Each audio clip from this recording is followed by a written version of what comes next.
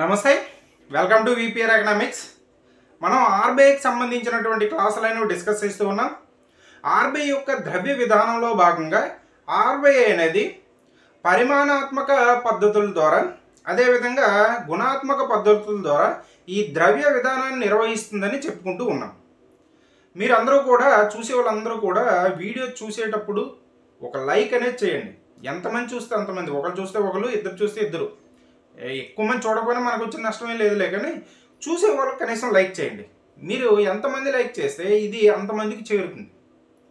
అలాగే చూసేవాళ్ళు సబ్స్క్రైబ్ కూడా చేయండి. ఎక్కువ మంది సబ్స్క్రైబ్ చేయకుండా చూస్తున్నారు, చూసేవాళ్ళు కూడా లైక్ అనేది చేయట్లేదు. కనీసం లైక్ చేయండి, సబ్స్క్రైబ్ చేయండి.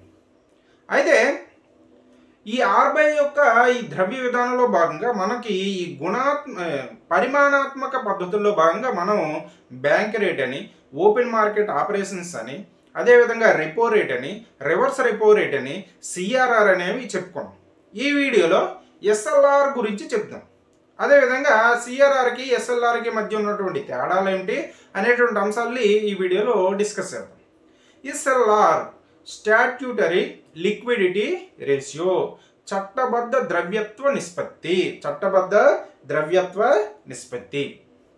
ఇప్పుడు బ్యాంకులకి మనకి ఎస్ఎల్ఆర్ అంటే ఏంటంటే, బ్యాంకులకు వచ్చేటటువంటి డిపాజిట్స్లో కొంత భాగాన్ని బ్యాంకులు అనేవి తమ దగ్గరే ఉంచుకోవాలి.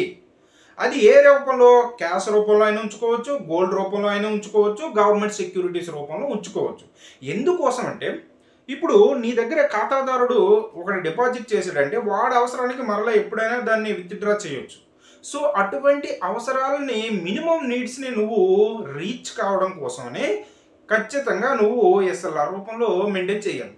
సో ఇప్పుడు ఎస్ఎల్ఆర్ రూపంలో వీటిల్లోనే ఎందుకు మెయింటైన్ చేయాలంటే, వీటికి ద్రవ్యత్వం ఎక్కువ. ఇప్పుడు గోల్డ్ ఉంది, గోల్డ్ని వెంటనే నువ్వు డబ్బు రూపంలో కన్వర్ట్ చేసుకోవచ్చు. అలాగే గవర్నమెంట్ సెక్యూరిటీస్ని వెంటనే కన్వర్ట్ చేసుకోవచ్చు.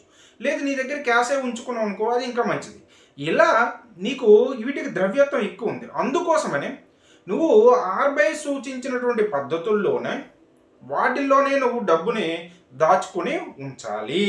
అలా బ్యాంకులకు వచ్చేటటువంటి డిపాజిట్స్లో కొంత భాగాన్ని బ్యాంకులు తమ దగ్గరే ఉంచుకునే రేషియోని మనం ఎస్ఎల్ఆర్గా చెప్తాము. ఇప్పుడు బ్యాంకులకి బ్యాంకులు అనేవి ఉన్నాయి, బ్యాంక్స్ అనేవి ఉన్నాయి. వీటికి ఒక డిపాజిట్స్ ఒక 100 కోట్స్ వచ్చాయి అనుకున్నాం. డిపాజిట్స్ ఏమో ఒక 100 కోట్ల డిపాజిట్స్ అనేవి వచ్చాయి. సో ఈ 100 కోట్లు ఇవి ఎప్పటికైనా అప్పిచ్చేయచ్చు. అవి తిరిగి రావచ్చు, రాకపోవచ్చు. లేదు వీడు అప్పిచ్చేసిన తర్వాత ఈ డిపాజిట్ చేసిన వాళ్ళు వెళ్ళి బ్యాంకులు అడగచ్చు.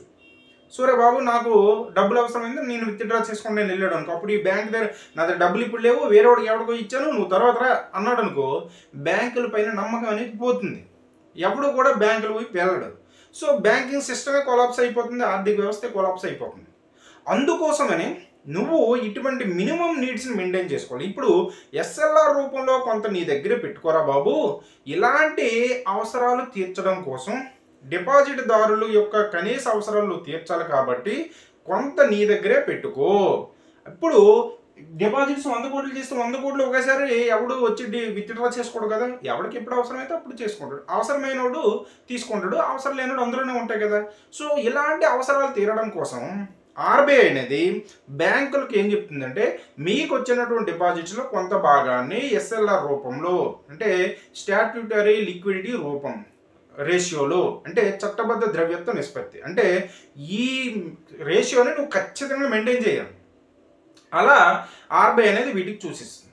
సో ఆ విధంగా ఎస్ఎల్ఆర్ని ఏ చట్టం ద్వారా ఇంట్రడ్యూస్ చేశారంటే, మనకి banking regulation act, banking regulation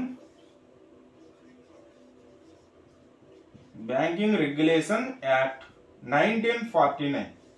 దీని ద్వారా బ్యాంకుల పైన ఎస్ఎల్ఆర్ని విధించడం అనేది జరుగుతుంది. ప్రతి బ్యాంకు కూడా తమ యొక్క ఎన్డిటిఎల్లో, నెట్ డిమాండ్ అండ్ టైం లయబిలిటీస్లో సమ్ X% ఖచ్చితంగా ఎస్ఎల్ఆర్ రూపంలో ఉంచుకోవాలి. ఈ X% ఎంత అనేది ఆర్బీఐ అనేది నిర్ణయిస్తుంది. ఆర్బీఐ అనేది నిర్ణయించడం అనేది జరుగుతుంది. ఈ విధంగా మనకి ఎస్ఎల్ఆర్ అనేది ఉంటుంది. అయితే ఎస్ఎల్ఆర్ అనేది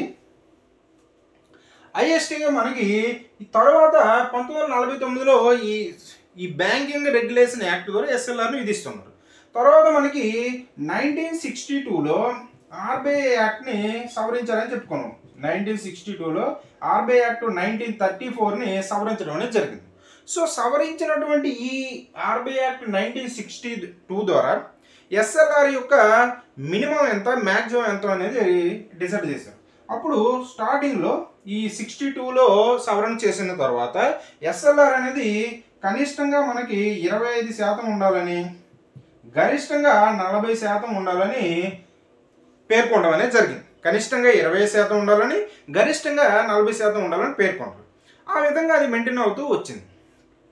ఆ తర్వాత మనకి ఆర్థిక సంస్కరణలు అనేవి వచ్చాయి. ఆర్థిక సంస్కరణలు వచ్చిన తర్వాత ఆర్థిక సంస్కరణలు వచ్చేటప్పటికి ఈ ఎస్ఎల్ఆర్ అనేది ఎంత ఉందంటే గరిష్టంగా 38.5% ఎస్ఎల్ఆర్ ఉంది. ఎస్ఎల్ఆర్లో ఏమేమి ఉంటాయంటే, ఎస్ఎల్ఆర్ రూపంలో బ్యాంక్స్ దగ్గర ఎస్ఎల్ఆర్ రూపంలో ఏమేమి ఉంటాయంటే మనకి గవర్నమెంట్ సెక్యూరిటీస్ అనేవి ఉంటాయి. గవర్నమెంట్ సెక్యూరిటీస్ రూపంలో, గోల్డ్ రూపంలో, అదేవిధంగా క్యాష్ రూపంలో ఉంచుతాయి. సో ఇక్కడ గవర్నమెంట్ సెక్యూరిటీస్ అని ఉన్నాయి చూసారు. ఇది ఎందుకోసం ఉపయోగపడుతుందంటే ప్రభుత్వాలు అనేవి మనకి రుణాన్ని స్వీకరిస్తాయి, మార్కెట్ నుంచి రుణాలు స్వీకరిస్తాయి అంటారు. సో ఈ రుణాలు ఎలా వస్తాయి? ఆ ప్రభుత్వాలు అనేవి సెక్యూరిటీస్ని ఆర్బీఐ ద్వారా ప్రజలకి, బ్యాంకులు వీటికి అమ్మడం ద్వారా రుణాలను స్వీకరిస్తాయి. సో ఎస్ఎల్ఆర్ని ఎక్కువగా పెట్టుకున్నాయి అనుకో, సో బ్యాంక్స్ అనేవి గవర్నమెంట్ సెక్యూరిటీస్ని ఎక్కువగా కొనాల్సి వస్తుంది. గవర్నమెంట్ సెక్యూరిటీస్ పైన వడ్డీ అనేది తక్కువగా ఉంటుంది. సో గవర్నమెంట్ సెక్యూరిటీస్ని ప్రభుత్వాన్ని దేనికోసం ఉపయోగిస్తుందంటే అవి బ్యాంకుల వద్ద నుంచి రుణాలను పొందడం కోసం ఎక్కువగా ఉపయోగిస్తేనే యాక్చువల్ పర్పస్ వేరు కదా. అందుకోసమని వీటి దగ్గర ఎక్కువ అమౌంట్ అనేది ఉండిపోయి ఎవరికి రుణాలు ఇవ్వడానికి తక్కువగా ఉంటుంది. కాబట్టి ఎస్ఎల్ఆర్ అనేది ప్రభుత్వాలకి రుణాలు స్వీకరించే ఒక సాధనంగా ఉపయోగపడుతుంది తప్పించి బ్యాంకులకు ఉపయోగపడట్లేదు. కాబట్టి ఈ ఎస్ఎల్ఆర్ని తగ్గించాలి అని ఏ కమిటీ? నరసింహం కమిటీ అనేది సూచించింది. నరసింహం కమిటీ అనేది సూచించడం అనేది జరిగింది. సో దాంతో ఈ ఎస్ఎల్ఆర్ని దశల వారీగా తగ్గించుకుంటూ రావాలని ప్రతిపాదించడం జరిగింది. సో 1990కి వచ్చేటప్పటికి ఈ ఎస్ఎల్ఆర్ అనేది మనకి 38.5% అనేది గరిష్టంగా ఉండేది. ఆ తర్వాత ఈ నరసింహం కమిటీ సిఫార్సుల ప్రకారం ఎస్ఎల్ఆర్ని తగ్గించుకుంటూ రావాలి దశల వారీగా అని చెప్పారు. కాబట్టి 1997కి వచ్చేటప్పటికి ఎస్ఎల్ఆర్ అనేది 20% తగ్గించడం అనేది జరిగింది. ఎస్ఎల్ఆర్ అనేది 20% తగ్గించడం జరిగింది. సో అలా మనకి తగ్గించుకుంటూ వస్తూ ప్రస్తుతం మనకి ఎస్ఎల్ఆర్ అనేది 2024కి వచ్చేటప్పుడు ఈ ఎస్ఎల్ఆర్ అనేది 18%గా ఉంది. అంటే ప్రతి 100 రూపాయల్లో మనం 18 రూపాయలు అనేది ఎస్ఎల్ఆర్ రూపంలో గవర్నమెంట్ సెక్యూరిటీస్ కావచ్చు, క్యాష్ కావచ్చు, గోల్డ్ రూపంలో కావచ్చు ఇలా దాచుకోవాల్సి ఉంటుంది. ఇది మనకి ఎస్ఎల్ఆర్కి సంబంధించినటువంటి సమాచారం. అయితే ఇది ఎస్ఎల్ఆర్ అనేది దేనికోసం ఉపయోగపడుతుందంటే బ్యాంకులు అనేవి వాటి యొక్క కనీస అవసరాలైనటువంటి రోజువారీ అవసరాల కోసం, ఖాతాదారులు కనీస అవసరాలను తీర్చడం కోసం ఇవి ఉంచుకోవాల్సి ఉంటుంది. సో ఈ ఎస్ఎల్ఆర్ని పెంచడం, తగ్గించడం ద్వారా కూడా ఆర్బీఐ అనేది ద్రవ్య సప్లైని నియంత్రించడం అనేది జరుగుతుంది. ఎస్ఎల్ఆర్ని పెంచేందుకు వచ్చేటువంటి డిపాజిట్స్లో ఎక్కువ భాగం బ్యాంకులు వాటి దగ్గరే పెట్టుకోవాలి కాబట్టి లోన్లు ఇచ్చేది తగ్గుతుంది. సో దాని ద్వారా పరపతి సృష్టి తగ్గుతుంది, ద్రవ్య సప్లై తగ్గుతుంది. లేదు ఎస్ఎల్ఆర్ని తగ్గించామనుకోండి, బ్యాంకులు తమకు వచ్చేటువంటి డిపాజిట్లో ఎక్కువ భాగాన్ని లోన్లు ఇవ్వడానికి అవకాశం ఉంటుంది. సో దాంతో ద్రవ్య సప్లై పెరుగుతుంది, పరపతి పెరుగుతుంది, మరలా ధరలు పెరిగి ద్రవ్యోల్బణం పెరగడానికి అవకాశం అనేది ఉంటుంది. ఇలా ఆర్బీఐ అనేది ఎస్ఎల్ఆర్ని కూడా ఈ విధంగా ఉపయోగించుకోవడం అనేది జరుగుతుంది. ఇది ఎస్ఎల్ఆర్కి సంబంధించినటువంటి అంశం. ఇక్కడ ఎస్ఎల్ఆర్ సిఆర్ఆర్కి మధ్య ఉన్నటువంటి మనకి సిఆర్ఆర్ అదేవిధంగా ఎస్ఎల్ఆర్కి మధ్య ఉన్నటువంటి తేడాలు ఏంటనేది మనం చూసుకున్నట్లయితే సిఆర్ఆర్ అనేది ఎక్కడ పెట్టేది? ఆర్బీఐ దగ్గర పెట్టేది. అంటే బ్యాంక్స్ అనేవి తమ యొక్క క్యాష్, తమకు వచ్చేటువంటి డిపాజిట్లో కొంత క్యాష్ని ఆర్బీఐ దగ్గర పెడతాయి. ఈ ఎస్ఎల్ఆర్ ఏంటంటే బ్యాంక్స్ దగ్గరే ఉంచుకోవాలి, బ్యాంక్స్ దగ్గరే మనకి ఉంచుకుంటాయి. బ్యాంక్స్ తమకు వచ్చే డిపాజిట్లో కొంత భాగం బ్యాంక్స్ దగ్గర ఉంచుకుంటాయి. దీన్ని ఓన్లీ క్యాష్ రూపంలోనే పెడతాం. దీన్ని గవర్నమెంట్ సెక్యూరిటీస్ అని, అదేవిధంగా గోల్డ్ అని, అదేవిధంగా క్యాష్ రూపంలో దీన్ని పెట్టడం అనేది జరుగుతుంది. అలాగే ఈ సిఆర్ఆర్ పైన ఎటువంటి వడ్డీ అనేది రాదు, ఇంట్రెస్ట్ అనేది రాదు. దీనిపైన కొంత ఇంట్రెస్ట్ అనేది వస్తుంది. ఎలా గవర్నమెంట్ సెక్యూరిటీస్ ఉన్నాయి కదా, దీనిపైన ఇంట్రెస్ట్ అనేది వస్తుంది. గోల్డ్ ఎందుకు, దీనిపైన కూడా కొంత ప్రాఫిట్ అనేది వస్తుంది. సో ఈ క్యాష్ కూడా ఉంది కదా, క్యాష్ని కూడా కొన్ని అవసరాలకు ఉపయోగించుకుంటాయి ఇవి కూడా. సో దీని వలన కూడా మనకి కొంత రావడం అనేది జరుగుతుంది. ఈ విధంగా ఎస్ఎల్ఆర్కి మనకి ఇంట్రెస్ట్ వస్తుంది, దీనికైతే ఇంట్రెస్ట్ రాదు.